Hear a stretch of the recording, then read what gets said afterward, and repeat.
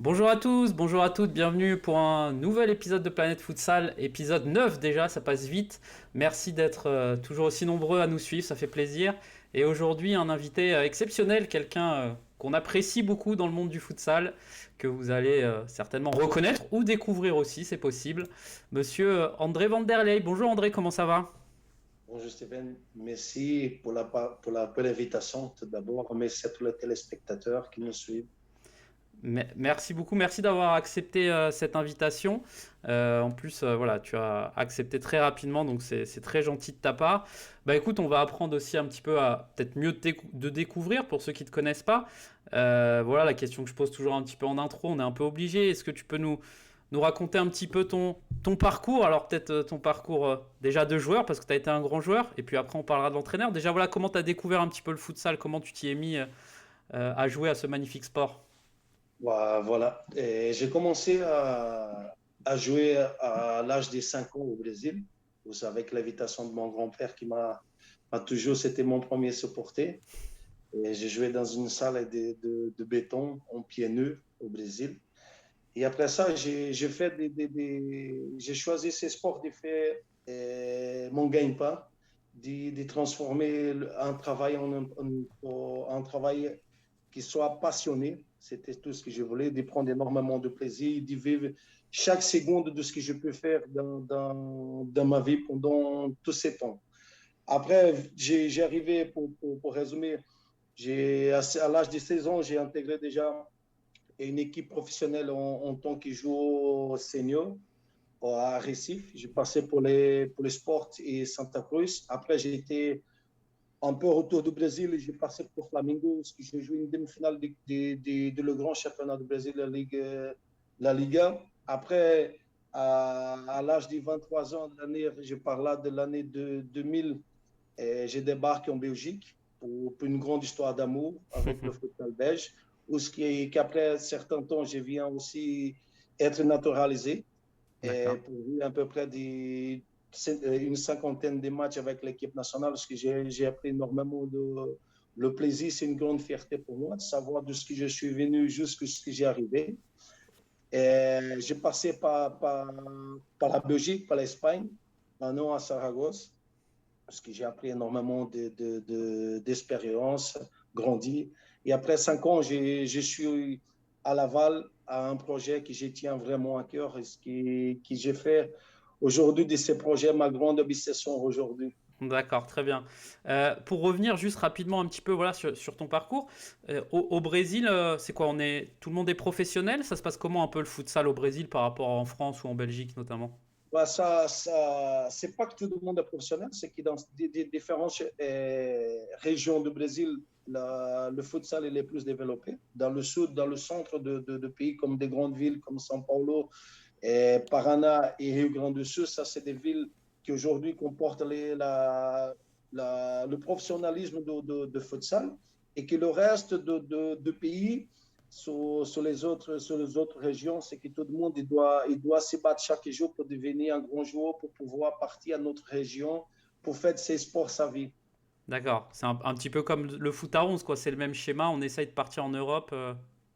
Exactement, ça c'est exactement ce schéma-là, mais c'est un schéma très très dur. C'est comme si on va traverser un long rêve, vraiment qu'on doit bosser énormément pour pouvoir arriver. Si on est dans un bon jour, si on fait pour ça, on peut être tiré comme les tirages au sort et d'y jouer et d'y participer à des grands événements.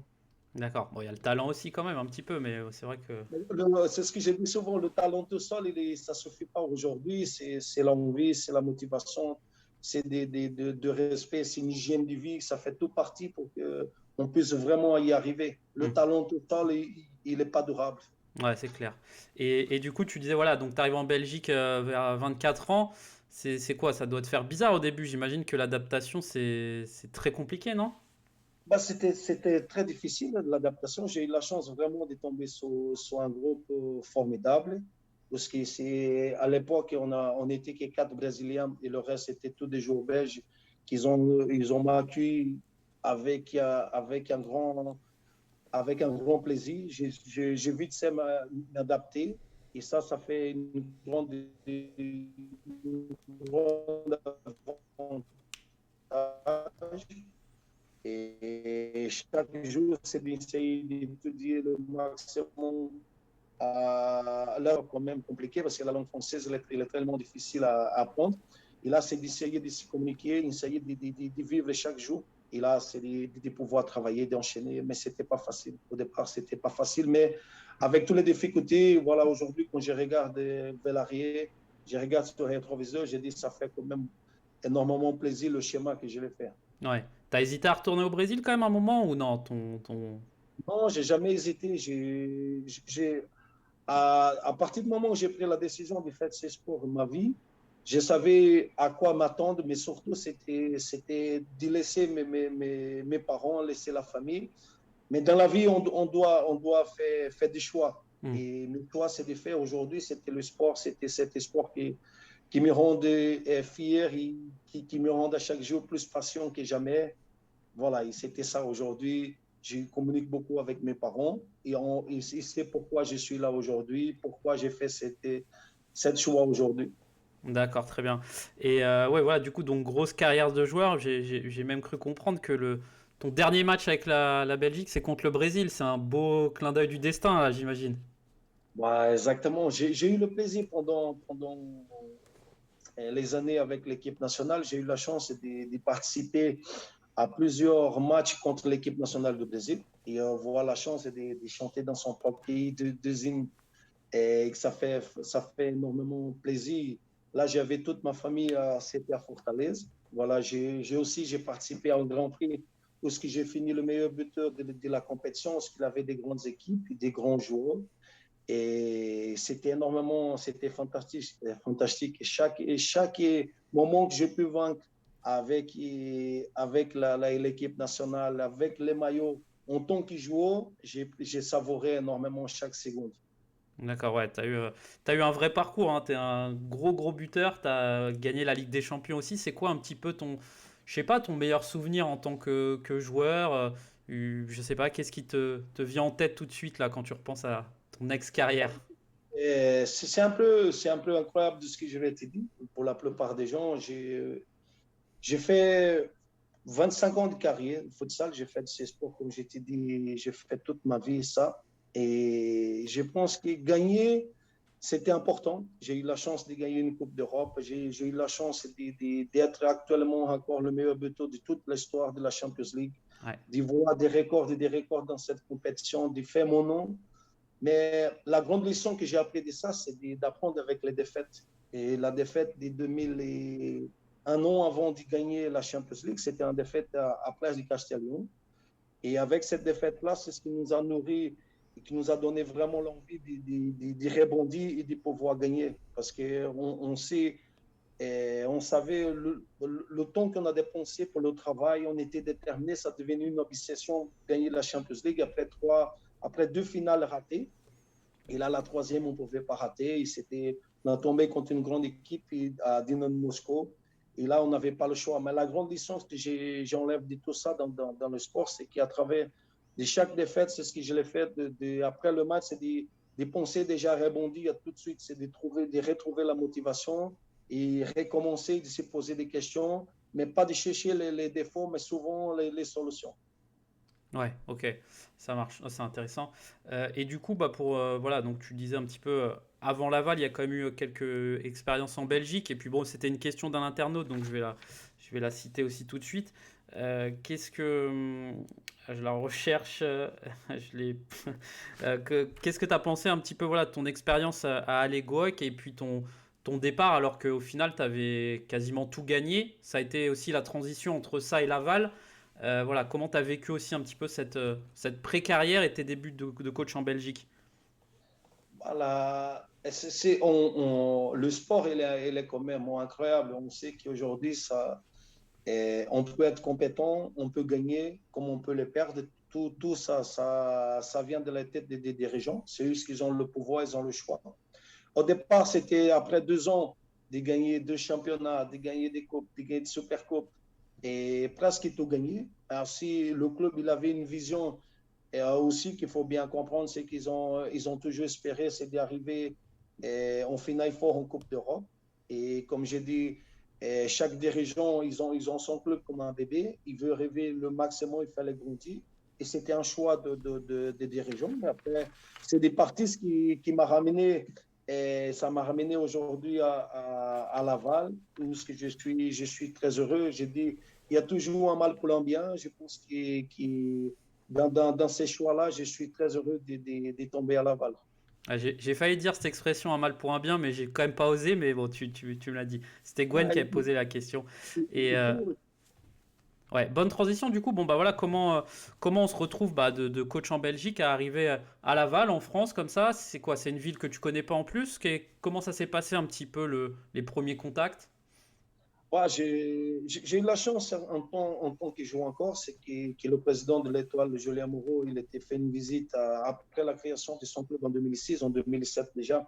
Il est venu à Charleroi D'accord. et, et par la force de destin, on se fait notre connaissance. Et lui, il voulait développer son club à travers de l'image de Charleroi, ce qui c'était l'époque, c'était le club champion d'Europe, 2 fois vice-champion. Il voulait un peu mettre à la balle, à mener le même projet qui est un peu pareil que Charleroi il avait. Et on a gardé ce contact depuis 2007, on se parlait de temps en temps. Et à mon départ des Goïc, lui, c'était un des premiers à me téléphoner pour savoir si j'avais l'intention de partir de Belgique, de tout quitter et de commencer un nouveau challenge. Parce que je suis venu passer un week-end à Laval et j'ai tombé amoureux de cette très belle ville. Très bien. Et bah, du coup, voilà, quand tu arrives à Laval, on en est où du club? Est-ce que, voilà, j'imagine qu'il y a aussi beaucoup de travail au niveau de la structuration, notamment. Vous êtes un club très structuré. C'est quoi un petit peu le cheminement pour bah, voilà, faire construire, enfin, faire grandir ce club? J'imagine que tu as utilisé pas mal de choses.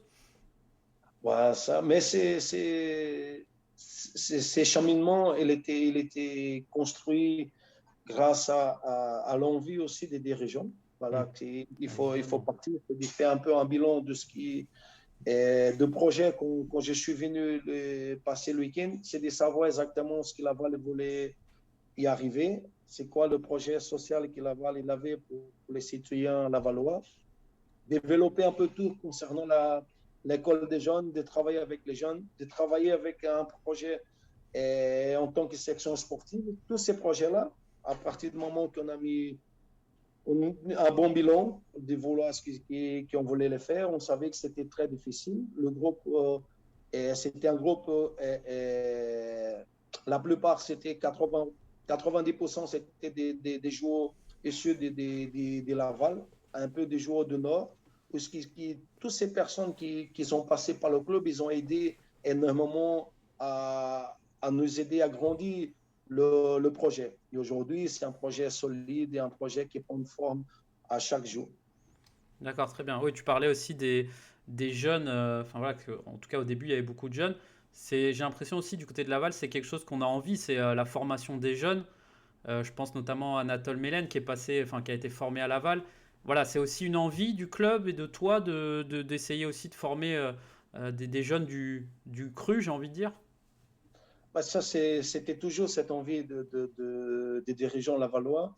C'est aussi d'y mettre en place une académie. C'est ce qui s'était déjà fait. C'était à l'époque, c'était Kader, un joueur de l'équipe premier aujourd'hui de GS qui travaillait en tant qu'éducateur, il a bien formé les garçons, il a mis en place avec les dirigeants la structure de club. Après, j'ai juste que continuer ces projets-là.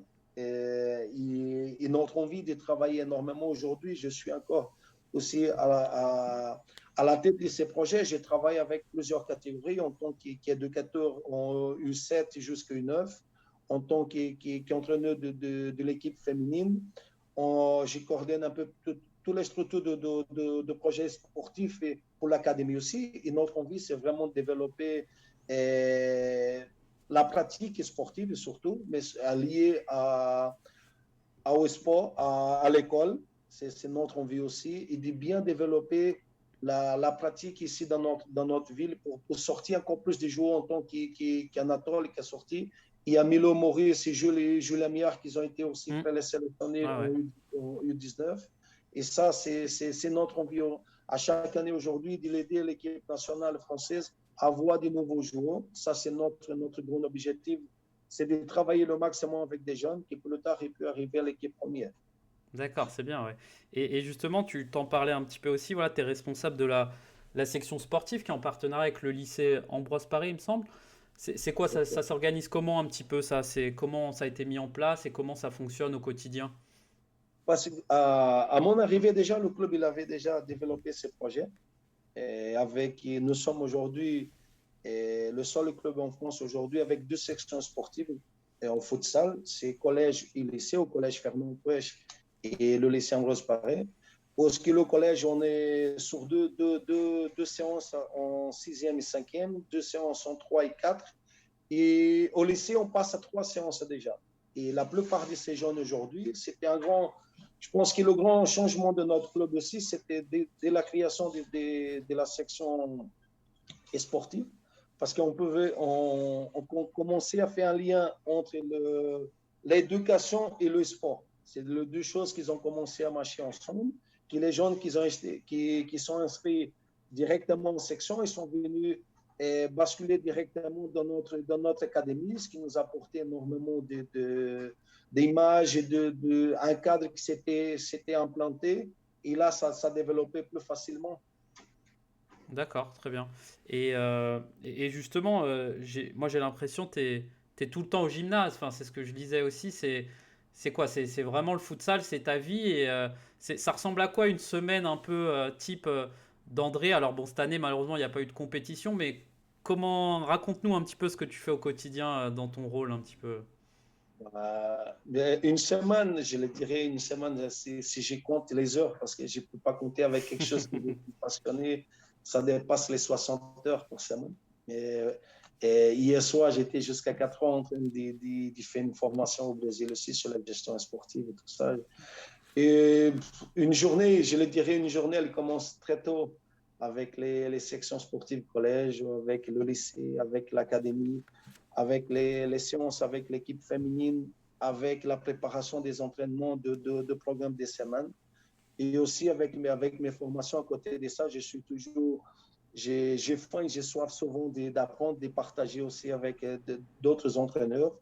Et là, ça fait une semaine très chargée. Même si, comme tu dis, c'était une année atypique et qu'on n'a pas eu de compétition, mais aujourd'hui, nous sommes très fiers.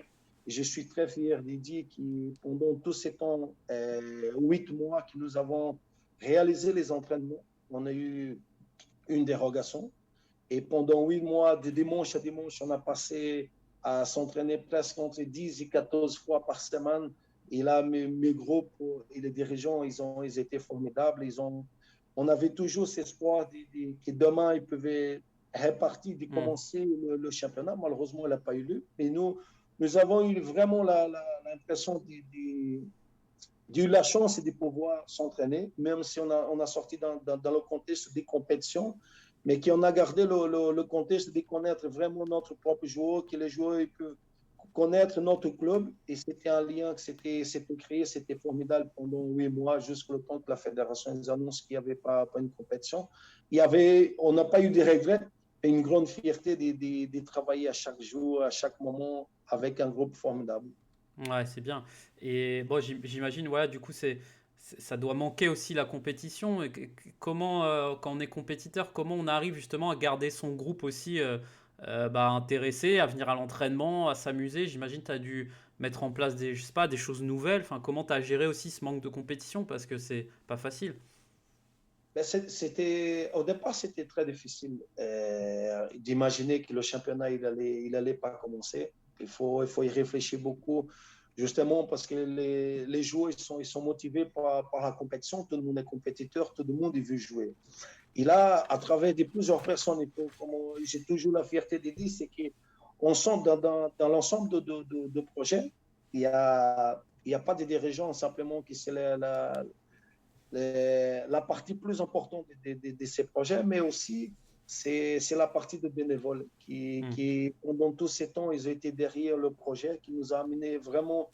ils ont ramené des idées qu'on pouvait vraiment mettre en pratique en tant que des tournois, des compétitions, des tournois d'1 contre 1, 2 contre 2, 3 contre 3. On a essayé de créer le maximum des alternatives pour que nos joueurs ils restent en tant que compétiteurs, mais qui peuvent aussi s'entraîner à chaque jour avec une motivation comme si demain ils allaient jouer. Et là, je pense pendant 8 mois, c'est quand j'ai rentré à la maison et j'ai dit, écoute, aujourd'hui c'était bien, aujourd'hui on a su encore garder la motivation de chaque jour. Et là, c'était avec une grande fierté que je parle de ça, parce que c'est pas facile pendant aujourd'hui on va arriver, le mois de septembre, on va arriver à 18 mois sans compétition. Ouais, Et pendant 8 mois, on arrivait à garder ces groupes-là, tout le monde présent, tout le monde motivé. C'était quelque chose d'extraordinaire. ouais, je comprends. Et justement, tu t'en parlais, c'est une question qui avait été posée par Baptiste. C'est vrai que tu aimes partager, tu as fait pas mal de... pendant le confinement, il y a eu ce qu'on appelait des cliniques, enfin des choses aussi sur la tactique, tu as fait des choses sur le power play aussi, des trucs qui sont super intéressants et je vous invite à aller voir si vous voulez un petit peu tactiquement apprendre des choses, enfin, c'est vraiment intéressant. Et à la question de Baptiste, et voilà, qu'est-ce qui te pousse à partager à ce point tes connaissances? Tu le disais hier, tu étais là jusqu'à 4 heures du matin au Brésil. C'est quoi? C'est vraiment la passion du futsal? C'est l'envie aussi de développer ce sport? Et c'est quoi un peu ce qui t'anime dans ce sens-là, quoi? Il y a plusieurs passions. C'est surtout c'est j'essaie de, comme je dis souvent, j'essaie de ce que je suis venu. Et au départ, c'était très difficile. Je voulais à tout prix faire une carrière de joueur. C'était ça. Et là, malheureusement, j'ai tombé sur des entraîneurs qui étaient très patients, mais malheureusement, ils n'avaient pas la chance de partager avec d'autres. Et en prenant un exemple à ça, avec tout ce que j'ai pu garder de tous mes entraîneurs, aujourd'hui, j'ai pris une passion, c'est de partager le maximum avec tout le monde, c'est d'échanger, d'essayer de développer aussi notre sport, parce qu'aujourd'hui, on se pose beaucoup de questions. Pourquoi notre sport, il n'est pas encore olympique, on rêve de ça, on rêve aujourd'hui de voir notre équipe nationale et française qui peuvent jouer une Coupe du Monde, c'est tout des rêves, mais si chacun reste avec sa connaissance tout seul dans son coin, ça va être difficile d'y Hmm. arriver. Je pense que je pars de principe, si tout le monde peut partager un peu de sa petite expérience, ça fait beaucoup pour tout le monde. Et là, je pense que c'était ça qui me motive à chaque jour pour le faire. Ouais, ouais, c'est quelque chose que j'entends souvent, en tout cas sur les différentes interviews que je fais, notamment quand on discute avec des dirigeants ou des entraîneurs, c'est vraiment l'idée de, en fait, est-ce que le futsal à un moment n'a pas trop voulu chacun de son côté évoluer, et alors qu'il faut peut-être se tenir la main et essayer tous ensemble de faire évoluer ce sport, quoi. Mais ça, c'est exactement, c'est avec cette philosophie que j'ai bossé à chaque jour, c'est de vouloir partager, de ne pas rester dans mon coin. Le sport, malheureusement, on part d'un principe que le foot, c'est un sport qui peut créer des passionnés, mais aussi des rivalités. Mais la rivalité, elle doit rester sur le terrain. En Hmm. dehors de ça, on est tous des êtres humains, on est passionnés par ce qu'on fait. Aujourd'hui, je suis avec une couleur rouge, demain en jaune, en blanc. On passe du couleur. Ce qui va rester dans tout ça, ce qu'on le fait, c'est les amitiés qu'on va créer. Comme j'ai dit souvent, les trophées, ce que j'ai aujourd'hui dans ma maison, ils donnent que des poussières. Mais les amitiés, c'est ce que j'ai gardé de plus valeureux aujourd'hui dans ma vie. C'est très joliment dit. C'est très joliment dit. Et justement, est-ce que tu penses que le fait d'avoir été joueur professionnel de futsal, j'imagine ça t'aide au quotidien? Et j'ai un peu une deuxième question. Est-ce qu'on est obligé d'avoir été joueur de futsal pour être un bon coach? C'est des fois un débat qu'on entend, que ce soit dans le foot à 11, dans le futsal. Qu'est-ce que tu penses de ça? Sans mentir, je vais te dire que c'est un grand avantage parce que là, on ressent parfois, c'est ce que j'ai dit, c'est mon ressenti en tant que joueur qui sort parfois en tant qu'entraîneur. À travers de la gestion d'être humain aussi, ça facilite beaucoup. Dès qu'on a la gestion des joueurs, ça m'aide énormément. Mais on dit pas, je pense pas parce que on est un grand joueur qu'on va devenir un grand entraîneur. Pour cela, je le dis souvent, il faut beaucoup étudier, il faut passer des heures à chercher, à partager et à accumuler beaucoup de connaissances. pour pouvoir donner le meilleur de sien. Aujourd'hui, donc, plus en plus, les joueurs, techniquement, ils sont très forts, mais aussi ils sont très intelligents. Ils veulent apprendre encore beaucoup. Et alors, pour cela, pour la transmission de savoir-faire, il faut aussi savoir, il faut être sûr de ce qu'on fait. Et tout ça, ça fait partie de ces gestions, ça fait tout de cet apprentissage aujourd'hui, ce que je recherche à chaque jour. Très bien. Et en fait, quand je t'écoute, on a l'impression que tu es plus qu'un simple entraîneur parce que voilà, tu vas t'occuper de féminines, d'enfants, de plein de choses. Et tu es aussi dans le recrutement. C'est évidemment, vous parlez avec les dirigeants. C'est toi qui as un peu le dernier mot à ce niveau. Comment ça se passe? Ouais, à Laval, j'ai vraiment la chance de pouvoir travailler avec deux dirigeants, Edouard Marquette et Julien Moreau, toutes les décisions qui sont prises dans le club, on a toujours ces décisions qu'on prend à trois. On décide dans le sportif, c'est toujours moi qui ai le dernier mot, mais j'aime bien partager comme eux partagent dans leur côté. Parce que de toute façon, grâce à ce partage-là, on peut grandir. Et dans le recrutement, je tiens à te dire qu'on passe des heures, des mois pour recruter un jour. Et aujourd'hui, notre philosophie aujourd'hui, c'est pas simplement recruter le bon jour. Parfois, c'est ça qu'on ne recrute pas des grands jours. Notre philosophie, ce n'est pas le grand jour, mais aussi c'est de travailler sous un cadre, sur un valeur humaine, c'est ce qu'on cherche aujourd'hui. C'est de donner cette image, de donner une éducation de notre sport à nous, supporter à nous, et nos bénévoles, surtout de donner cette fierté aujourd'hui qu'on ramène un joueur qui aujourd'hui peut mouiller son maillot, mais qu'il a énormément le respect à travers de ses maillots de club, qu'il ait l'image de tout un club qui est derrière lui. Ouais, et justement, il y avait une question de Agus sur Instagram de Planet Futsal. Qu'est-ce que toi tu apprécies le plus chez un joueur au moment du recrutement, ou je sais pas, une qualité dans le jeu, une qualité humaine? Qu'est-ce qui fait, enfin, qu'est-ce que vraiment toi, qu'est-ce qui peut faire la différence quand tu fais le recrutement d'un joueur? Il y a plusieurs paramètres. Exemple, quand je suis sur la recherche d'un joueur aujourd'hui, ce qui m'intéresse pas simplement, c'est le côté sportif. Je cherche à travers plusieurs réseaux, c'est de connaître énormément le joueur aussi dans la partie de la frustration, dans le moment plus difficile de savoir comment ces joueurs il va réagir. Parce qu'il faut savoir dans la vie d'un joueur, c'est pas tout est beau, c'est pas des victoires. C'est de savoir comment ces joueurs il peut réagir dans un moment critique, comment il peut, si c'est un étranger, comment il peut s'adapter, quels efforts ces joueurs ils sont prêts aujourd'hui pour apprendre la culture dans notre pays, comment il va pouvoir s'adapter à tout ça. Et en parlant sportivement, c'est un joueur qui soit polyvalent dans le sens qu'il voit plusieurs caractéristiques, tant qui est offensif comme défensif, mais aussi surtout c'est que je cherche un joueur qui peut voir une bonne lecture de jeu, qui peut respecter les consignes qui sont données. Aujourd'hui, je parle souvent en France, nous avons la chance de voir des joueurs techniquement très, très, très forts. Et mon souhait, puisque je développe ma philosophie aujourd'hui à Laval, c'est de développer un jeu beaucoup son ballon, que les joueurs ils peuvent travailler souvent sa qualité, mais aussi de passer à connaître un peu, sortir de sa zone de confort et apprendre d'autres choses il va l'améliorer. Ouais. Et en tant que coach, voilà, on sait que maintenant, enfin, auquel il y a le terrain, mais il y a aussi le à côté. Est-ce que toi, j'imagine que c'est quelque chose d'important. Qu'est-ce que enfin, est-ce qu'il y a des choses qui sont mises en place à Laval justement pour, bah voilà, je sais pas, ça peut être la nutrition, ça peut être des coachs mentaux. Enfin voilà, comment on accompagne aussi le joueur au quotidien? Comment on campagne joue à Laval aujourd'hui? Nous avons, exemple, je vais parler un peu global d'une semaine aujourd'hui. Mhm. Laval aujourd'hui, il a la chance aujourd'hui de voir un gymnase attitré. Là, Mhm. ça nous donne une chance aujourd'hui de pouvoir s'entraîner 10 fois, 14 fois à la semaine, de dimanche à dimanche, de voir des joueurs qui sont volontaires aussi d'accepter ces projets aujourd'hui. Vous pouvez même dormir là-bas, ça pose pas de souci. Exactement, exactement. D'habitude, dans une petite ville, Ouais. c'est des choses confortables aujourd'hui, de ne pas avoir de bouchons, tout ça.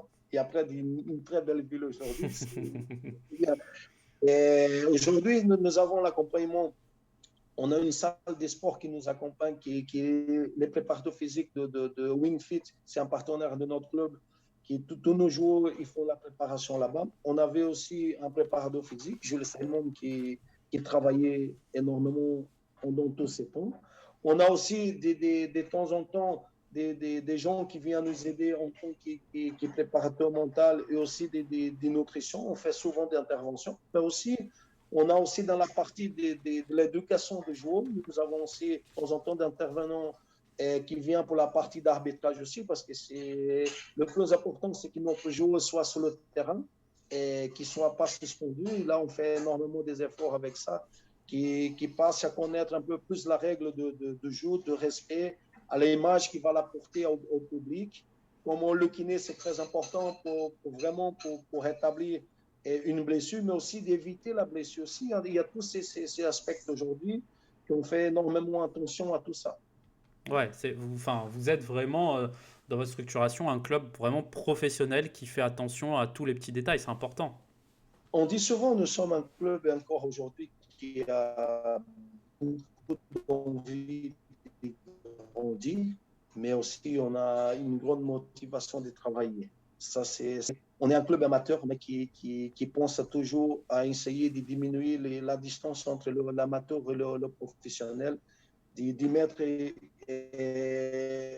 en avant le travail de tout le monde. Et j'y mets au jeu quotidien pour que ces projets puissent aussi être beaux comme il est aujourd'hui. D'accord, très bien. Tu parlais justement un petit peu voilà, du gymnase, des bonnes conditions aussi. On a vu sur les réseaux sociaux, bon, c'est un projet qui date depuis quelques temps, ce fameux espace Mayenne qui va être magnifique. J'imagine que pour vous, voilà, on avait échangé la semaine dernière avec Christophe Benmaza, on avait parlé du Krebs, qui est voilà, un outil aussi magnifique. Alors déjà pour vous, je pense que ça doit être un réel plaisir et vous devez être impatient. Et puis voilà, pour les joueurs, pour tout le monde, c'est vraiment une plus-value. Ça, c'est quelque chose qui va être top. Ouais, exactement. Nous avons la chance, à partir de ces mois ici, c'est la fin de la construction de ces magnifiques outils qu'on va pouvoir utiliser à partir déjà de la début journée de championnat. C'est un outil aujourd'hui j'ai attendu parler depuis que je suis arrivé à Laval. Voilà, depuis 4 ans, j'ai l'attends ces projets et C'est souvent qu'aujourd'hui, comme ça, je crois.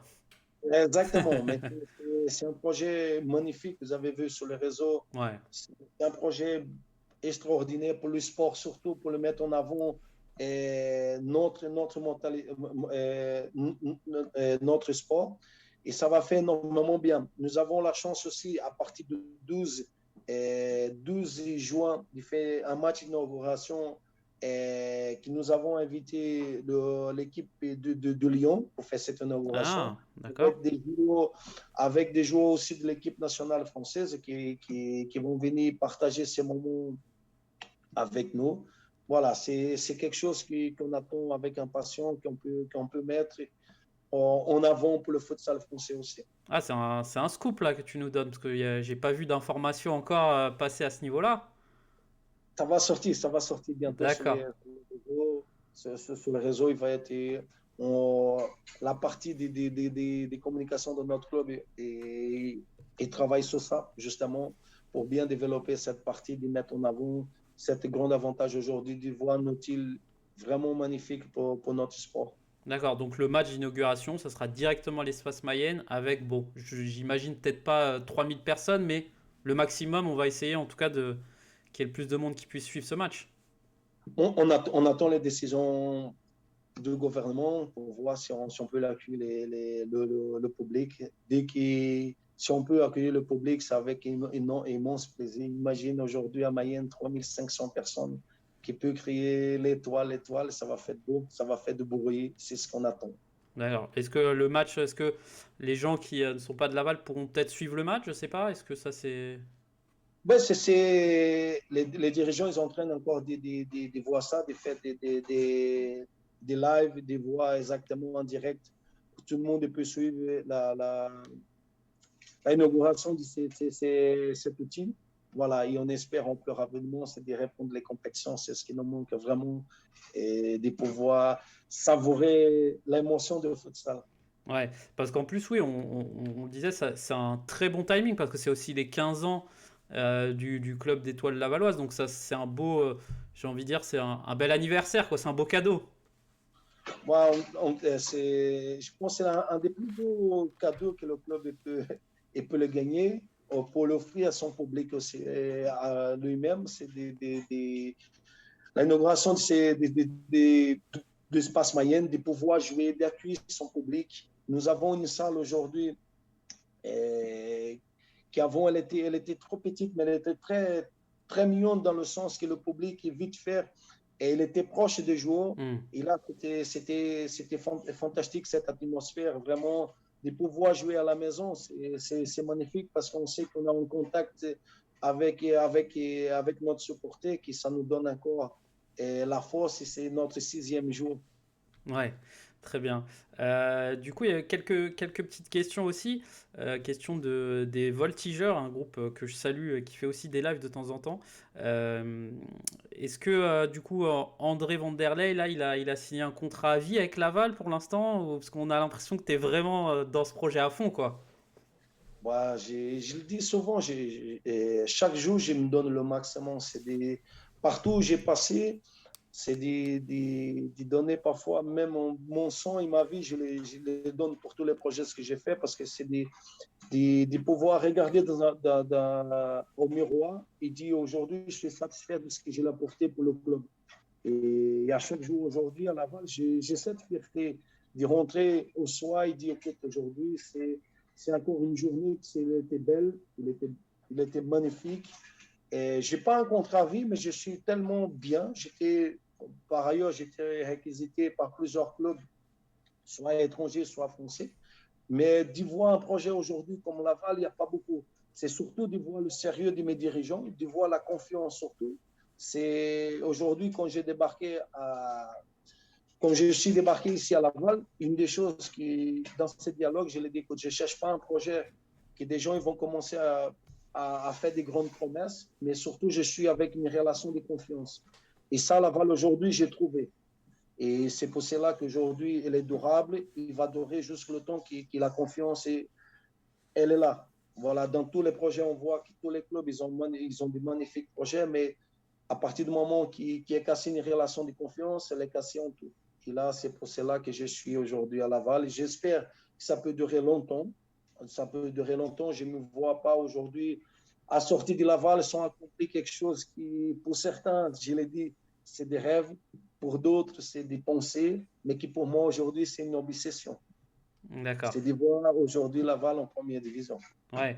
Justement, il y a eu deux questions un petit peu similaires. Une question de Gwen qui demandait qu'est-ce qui manque vraiment à Laval pour passer un cap, et Florian aussi qui demandait qu'est-ce qui manque à Laval pour monter en D1. Bon, je pense que ça va un petit peu ensemble. C'est quoi? Il manque pas grand-chose parce que vous avez fait, je crois, 4 années de suite. Enfin, vous êtes passé pas très loin plusieurs fois, quoi. Qu'est-ce qui manque vraiment au quotidien, ou est-ce que bah rien, c'est un cheminement qui va se faire naturellement? Je pense que ce qu'on avait discuté déjà bien avant, c'est aussi la structuration du club. C'est toujours d'essayer de structurer, de créer une bonne base. Cette année, on va pouvoir pour la première fois, je pense que je vais répondre à la plupart des questions là, c'est aussi qu'on a eu malheureusement, on a eu beaucoup de changements concernant l'effectif. Et après, quand on fait un bilan, on étudie énormément ce qui manquait à Laval et pourquoi il n'a pas monté. À chaque fois, on a passé à côté. Et on voyait chez nos voisins, les adversaires, souvent, c'était des équipes qui ont été quand même ensemble 3, 4 saisons. C'était déjà quelque chose qui est parti en avance. Et après, c'est aussi de tomber avec des équipes qui ils ont fait faux pas. Et là, ça nous mettait vraiment difficile. Et puis, à partir de l'année prochaine, pour la première fois de cette histoire-là, on va reconduire à 99% d'effectifs Hmm. de l'année passée. Alors, cette cape-là, aujourd'hui, on travaille beaucoup, on a travaillé beaucoup sur les colis, justement, pour y arriver. Je pense que la grande avantage qu'on va avoir pour la saison prochaine, c'est de reconduire un groupe qui a travaillé pendant 8 mois sans lumière et là qu'on va bosser énormément pour y arriver. Ouais, je me vois une métaphore là, c'est, tu sais, comme un peu des gladiateurs qui ont travaillé, qui vont arriver dans l'arène. Ça y est, ils vont être lancés, ils attendent que ça, quoi. Ouais, ça, Steven, c'est quelque chose qui, à Laval, on a cette atmosphère-là. C'est un club très familial, puisque je salue tous les bénévoles, parce que je le dis à mes jours, souvent, derrière tous ces beaux projets, il y a des êtres humains qui bossent énormément, qui donnent la vie, qui fait beaucoup pour que notre club et notre sport il peut développer énormément. Il y a chaque personne, je me pensais à chaque fois, quand j'ai simplement la tactique, mais je pense à chaque bénévole, à chaque supporter qui aimerait bien vivre ces moments qui, moi, en tant qu'entraîneur, je vis à chaque fois ces jours quotidiens avec mes joueurs. J'ai dit souvent, la victoire, elle n'est pas la plus belle chose qui arrive dans notre sport. Mais aussi, c'est de voir la satisfaction de notre public en sortant d'un gymnase et de voir qu'ils ont passé un bon moment. Et là, c'est une grande fierté qu'on a. Gagné, on perd dans la vie, je le dis souvent à mes joueurs. Je perdu beaucoup, mais j'ai gagné. Mais je garde souvent, c'est les bons moments, c'est les sourires des gens, c'est les amitiés que j'ai pu encore conserver jusqu'à aujourd'hui. Et de profiter chaque seconde, de transmettre chaque enseignement que j'ai appris pendant tous ces temps-là. Et ils vivent. À un moment donné, je sais que tellement on travaille. Je peux te dire que dormir, c'est une chose que j'ai fait très peu. Voilà, c'est aujourd'hui, c'est d'étudier beaucoup. Et même pendant le confinement, c'est d'étudier, c'est de partager vraiment. Mais qu'une chose, il y a dans notre tête, c'est ces montées-là. C'est de monter, c'est de travailler en respectant tous les clubs parce que tout le monde y travaille aussi. C'est beau de voir une deuxième, mon rêve, c'est une compétition qui soit vraiment difficile, qui soit beau de vivre à chaque déplacement, à chaque match à la maison, que le public puisse savourer ça.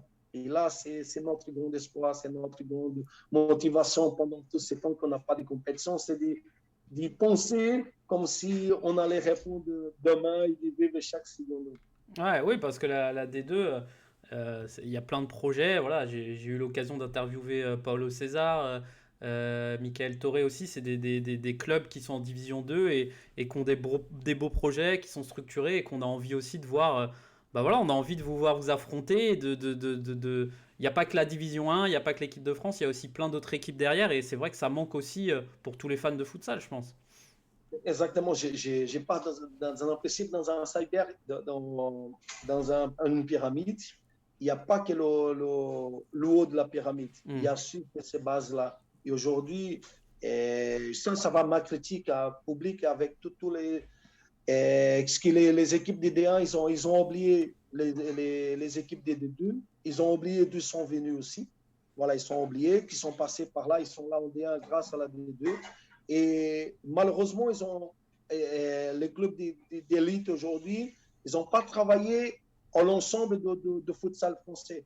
Parce qu'on a des équipes de district, on a des équipes de la Ligue, et que c'est ça qui fait nourrir l'équipe nationale parce que ces joueurs, en passant par ça, en passant par ces divisions-là, par des petits clubs, qu'ils arrivent dans les grands clubs.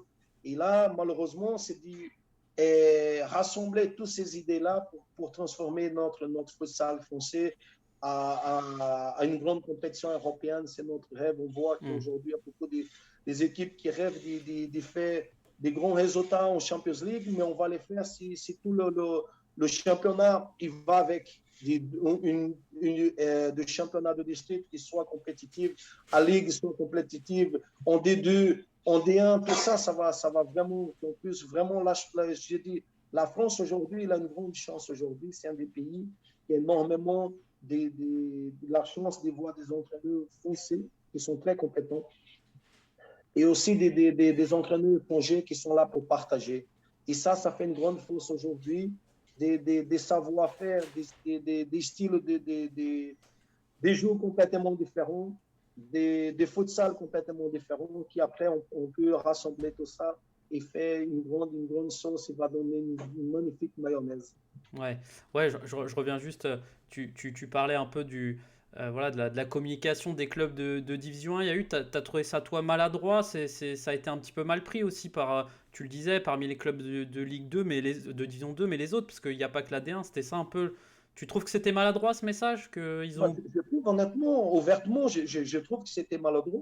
Et même peut-être qu'ils ont juste oublié, c'est parce qu'ils ont voulu ils ont voulu oublier que les autres clubs, les autres divisions, mais la revendication, elle doit devenir pour l'ensemble de futsal. C'est le futsal qui va être gagnant. Aujourd'hui, on parle de futsal aujourd'hui en France, on ne parle pas que l'AD1, on parle des équipes de district, des ligues, d'un peu du tout. On va parler d'une coupe nationale. Ça veut dire que ces coupes-là, aujourd'hui, elles rassemblent un peu tout ce qui c'est le futsal français aujourd'hui. Il y a du tout aujourd'hui. Et là, je pense que chacun, il peut donner un peu son expérience et de partager pour faire grandir ces sports. C'est tellement beau qu'on voit les matchs des D1, mais pourquoi pas à un moment donné, de temps en temps, de faire un tour des matchs en D2. Il y a aujourd'hui, comme vous avez bien expliqué, il y a des projets qui sont magnifiques en D2, mais il manque aussi cette envie de tout le monde de partager, de faire grandir tous ces sports. Et là, le public des D1, il va passer à suivre un peu plus le public des D2 et ça fait un peu plus, ça met en lumière tout l'ensemble de ces sports. Oui, parce que en plus, c'était une question que j'avais notée. Toi, quel est ton regard un petit peu sur le championnat de Division 1 voilà, qui a joué cette année? Enfin voilà, c'est pas faire offense à certains clubs, mais c'est vrai que parfois, on en parlait aussi la semaine dernière, bah parfois il y a des clubs qui sont moins bien structurés que certains clubs de Division 2. Donc c'est quoi toi un petit peu le regard que tu as sur cette Division 1? Et puis bah, peut-être, je sais pas, il reste 2 matchs, un petit pronostic quand même sur la fin de ce championnat. Ouais, avec tous les respects, avec tous les clubs, parce que s'ils sont là aujourd'hui, ils sont pour le mérite. Ils ont arrivé grâce à les efforts qu'ils ont faits. Vraiment, nous, et comme d'autres clubs en D2, on cherche notre place aussi, ils cherchent à voir la réussite que les clubs d 1 ils ont réussi. Aujourd'hui, tout le monde y travaille pour y arriver. Mon regard aujourd'hui, c'est aussi, malheureusement, c'est de voir un championnat qui soit attractif à tout le monde, c'est de voir des playoffs, de retourner aux playoffs. On voit aujourd'hui en Espagne, ou des grandes nations comme à Portugal, en Italie, des playoffs à 8, des play-out, des équipes qui à tous les moments ils peuvent jouer avec quelque chose qu'ils ont la peur ou qu'ils ont quelque chose de motivation.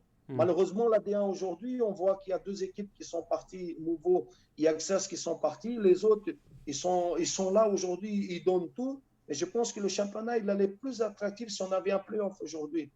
Et là, c'était tout beau, mais on sait aujourd'hui, j'espère qu'il est sur la table des nouvelles propositions. Ça peut arriver encore de revenir les playoffs et que tout le monde peut vraiment savourer ces moments parce que c'est bon de jouer un championnat avec toutes les journées qu'on a très compétitives et après de savoir des matchs aller-retour, ça fait magnifique pour tout le Ouais. monde. Bon, j'avais fait une interview de Philippe Lafrique. Il me disait à demi-mot, je sais pas, j'ai pas su. Est-ce que ça serait dès cette année, peut-être l'année prochaine? Mais oui, je pense que c'est quelque chose qui manque à tous les joueurs, qui manque aussi aux dirigeants et qui manque bah voilà, au public. C'est vrai que bon, quand il y a deux, alors on a la chance en plus cette année d'avoir 2 clubs qui finalement se tirent la bourre, mais ça aurait pu aussi être une fin de saison où plus personne ne joue rien et ça aurait été un peu dommage, quoi. Mais exactement, parce qu'on sait que malheureusement, à partir une compétition comme il est construit aujourd'hui, à partir du mois de décembre, on sait qu'il va partir déjà. Et les équipes, malheureusement, pour les joueurs, c'est très compliqué. Hmm. Parce qu'à un moment donné, qu'on n'a pas d'intérêt, les clubs qui ont l'intérêt, ils vont commencer à restructurer l'effectif déjà pour la saison prochaine. Tout le monde commence à penser parce qu'il n'y a rien à gagner. Hmm. Avec 20 points de retard, c'est difficile d'arriver. Alors les clubs, ils veulent faire des économies. Et malheureusement, ça peut tomber sur les jours. Et avec une restructuration du championnat, un nouveau modèle du championnat, ça peut donner un peu ces piments qui manquent aujourd'hui à notre compétition. Et voir que l'équipe aujourd'hui, qu'on peut citer n'importe laquelle, qui ont dit ah, mais cette équipe elle a moins d'investissement, moins de structure, cette équipe elle va commencer à penser à se structurer meilleur et d'investir encore plus pour pouvoir arriver à un playoff. Et là, ce n'est pas forcément la faute aujourd'hui que les clubs qui ne veulent pas se développer, mais aussi c'est quelque chose, vendre un championnat qui soit plus attractif. Ouais, ouais, ouais, ok. Et justement, pour clôturer un peu ce sujet, j'imagine que tu as suivi aussi bah, les qualifications de l'Euro. Qu'est-ce qu'il a manqué bah, à la France et à la Belgique? Parce qu'au final, ça a été un petit peu le même final. On est passé pas loin et puis il a manqué pas grand-chose. Comment tu as vécu ça, toi qui es un peu les deux pays aussi. Bah, pour la France, malheureusement, dès qu'il a eu le tirage au sort, on pensait que la France s'était déjà fait une qualification. Malheureusement, la Géorgie il a réagi très vite quand il a eu l'opportunité de naturaliser plusieurs joueurs brésiliens. C'est ça qui l'a tourné. Mais si je pense pas, si la Géorgie avait tous ces joueurs qui étaient naturalisés, je pense que la France, il avait vraiment sa place. Je pense que c'était tellement bien pour notre sport encore en Ouais, deuxième fois. L'équipe nationale en Coupe d'Europe, c'était magnifique. Une Coupe du Monde, une qualification. C'est ce qui manque aujourd'hui pour ces projets et aussi pour récompenser Pierre Jacqui, à laquelle j'ai salué. Pour moi, c'est grand messie. J'ai eu la chance de les côtoyer pendant mes formations de futsal, à laquelle j'ai appris énormément à les connaître et de voir à quel point aujourd'hui, ces messies, il donne de sien pour le futsal français. Un mm, grand respect à lui, un grand respect à tout son staff qui fait beaucoup.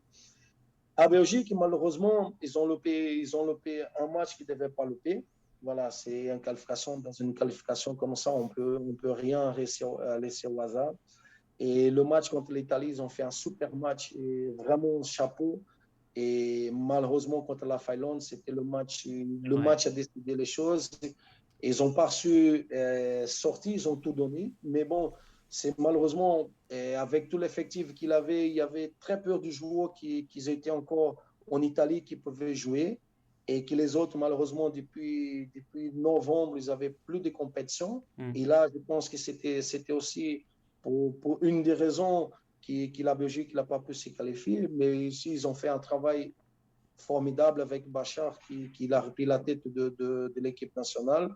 Et je pense que la Belgique il va reconduire, il va recommencer un nouveau projet vraiment avec une base qu'il a formée pour revenir à la grande scène européenne. Et comme j'espère aussi que la France, pour les prochaines qualifications, et peut être aussi parce que énormément avec la qualité qu'ils ont, nos joueurs et la structure des clubs, je pense qu'on peut arriver à rêver à ça, voir notre France avec dans un championnat du monde ou encore une nouvelle Coupe d'Europe. ouais. Euh, Toi, entraîner une sélection nationale, ça, c'est quelque chose qui te tenterait ou tu t'ennuierais trop, y a pas assez de boulot? J'aime bien, c'est vrai que j'aime bien le boulot, mais c'est quelque chose qui me passe souvent dans la tête. Exemple, quand j'ai décidé aussi à passer mes diplômes pour voir le diplôme de l'UFAB, c'est justement en pensant à ça aussi. C'est d'y rêver dans la vie, dans la vie d'un compétiteur. C'est souvent de chercher des obstacles, c'est de chercher de nouveaux challenges. Et ça, c'était un challenge que je rêve aussi. C'est de voir ouvertement, de pouvoir faire ça.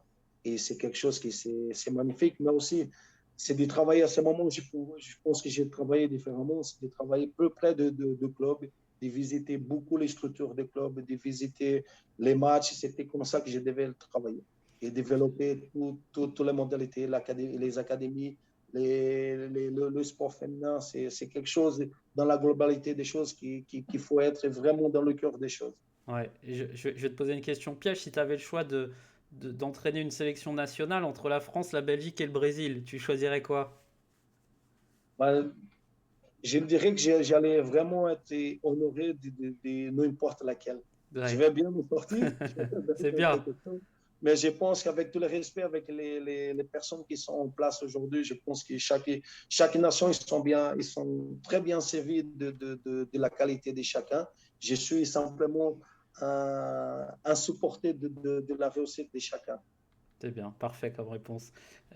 Encore deux, trois questions. Il y avait Futsalvin qui demandait pour toi, c'est qui le meilleur joueur français de futsal? Celui qui peut-être qui t'impressionne ou que tu apprécies Ben, j'ai un grand regret, je vais te dire honnêtement, j'ai un grand regret de ne pas pouvoir travailler avec ces joueurs. Et c'est quelqu'un que je l'admire énormément.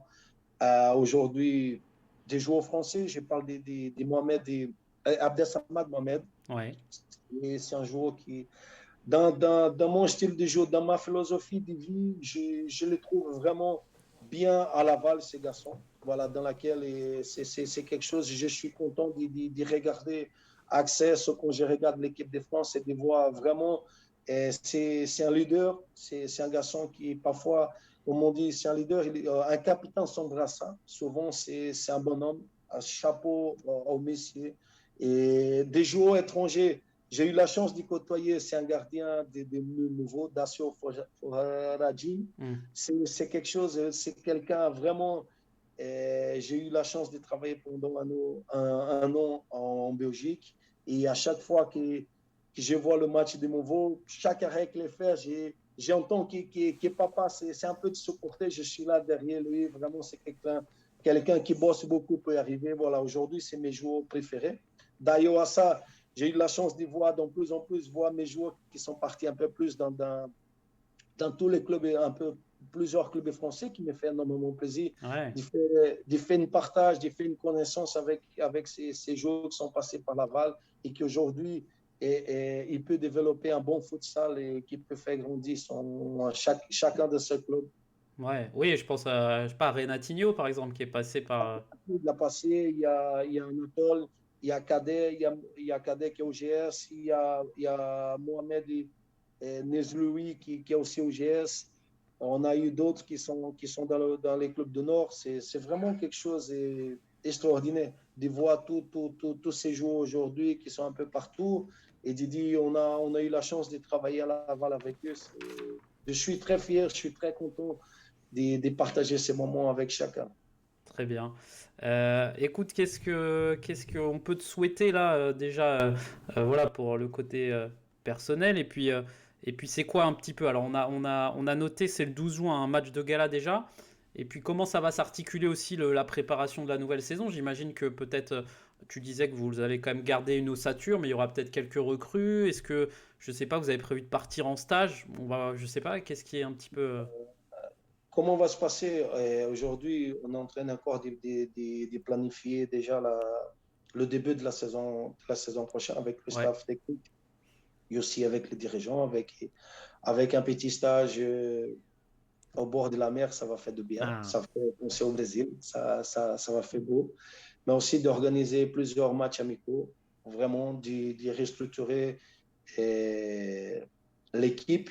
On cherche encore un ou deux jours encore qui vont venir justement pour armer un peu plus cette équipe, en sachant que nous allons voir une saison atypique encore parce que tous les clubs aujourd'hui et plus l'arrêt, ils vont se renforcer. Je pense que la Division 2 va devenir un championnat très attractif aussi, avec ouais. des très bons joueurs, avec des très bons matchs. Et on cherche à s'armer encore.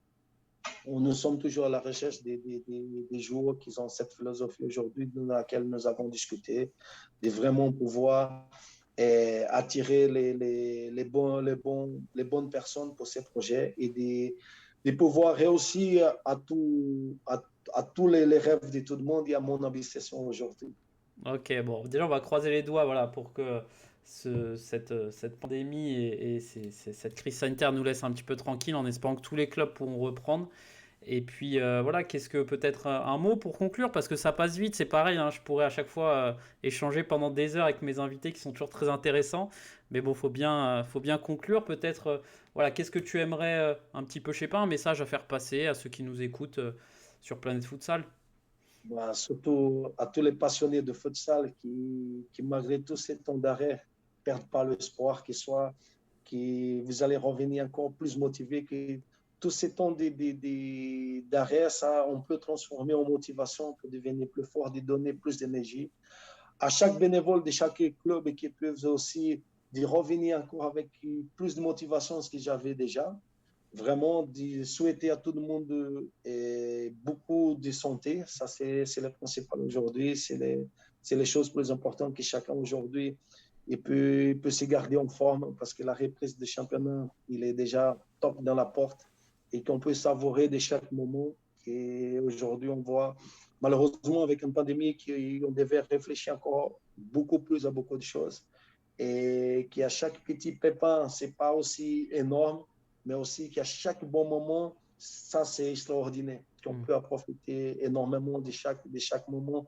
Et si on a cette chance-là de partager autour de terrain, voilà, tous les invités, vous êtes souvent bienvenus à Laval. Vraiment, J'espère vous accueillir vraiment des bras ouverts et le cœur aussi ouvert, le cœur à la main, justement pour vraiment partager tout ce qu'on peut offrir au public. Mais surtout, c'est de partager cette passion qui nous ramène aujourd'hui. J'ai vraiment la chance. Un grand merci à toi pour cette invitation. Vraiment, de passer un moment extraordinaire, de parler de projet de l'Étoile Lavallois, de parler de futsal français et de mon histoire. C'est quelque chose qui ça me tient à cœur vraiment. Je tiens aussi à remercier Paul 16 pour l'indication aussi. Voilà, c'est vraiment beau et bien, mais j'espère t'y croiser autour de terrain à Laval. Voilà, Avec j'espère que plaisir. ça sera avec immense plaisir de t'accueillir ici à Laval, vraiment pour connaître un peu plus les structures en elles-mêmes, vraiment, j'espère que tu peux tomber amoureux comme moi, j'ai tombé de ces projets aujourd'hui. Ouais, j'en doute pas, mais la France regorge de jolies villes qu'on ne connaît pas toujours, et je suis sûr que Laval est une très belle ville, et le projet, ben, on le suit et on le suivra évidemment, on l'espère l'année prochaine, avec bah, pourquoi pas, voilà, quelques retransmissions aussi de temps en temps de matchs sur la FFF TV, ça pourrait être en effet aussi une belle pub pour la D2, quoi. Ah, c'est un rêve tous les passionnés de futsal français aujourd'hui, ils voient minimum de temps en temps un match comme ça, on D2C, de les mettre en lumière, tout ça, ça les fait plaisir. Je pense que l'audience, il allait être énorme aussi, mondiale. Vraiment, je pense que la D2 aujourd'hui, il n'a pas grand-chose à laisser tomber par rapport à la D1 aujourd'hui. Vraiment, les clubs, ils veulent se structurer, ils veulent aussi de mettre des défis. Je pense que ces défis-là, si les clubs ils ont cette opportunité de jouer avec un commentateur comme toi, vraiment comme ça, avec les commentaires de Raphaël Renaud, je pense que ça les tente pour tout le monde. Bon, on va essayer de faire passer le message. Mais merci beaucoup en tout cas André, c'était top. Et puis voilà, n'hésitez pas à suivre bah, les réseaux sociaux d'André, de Laval. Je mettrai aussi dans la description pour ceux qui veulent avoir un petit peu plus d'informations sur le projet. Et donc on suivra ce match de gala le 12 juin. Une belle fête pour le futsal du coup. Un grand merci. Merci André, Bienvenue. merci beaucoup. Et puis on essaiera de venir à Laval avec tous les passionnés. On sera beaucoup. On On viendra va avec un remplir quart. l'espace Mayenne avec Allez, tous les c'est partenaires. noté. Avec grand plaisir. Merci beaucoup André, merci de nous avoir suivis. N'hésitez pas à partager, à liker, à commenter cet épisode. Et puis je vous dis à très vite pour une nouvelle émission de Palette Futsal. Merci beaucoup André, à bientôt.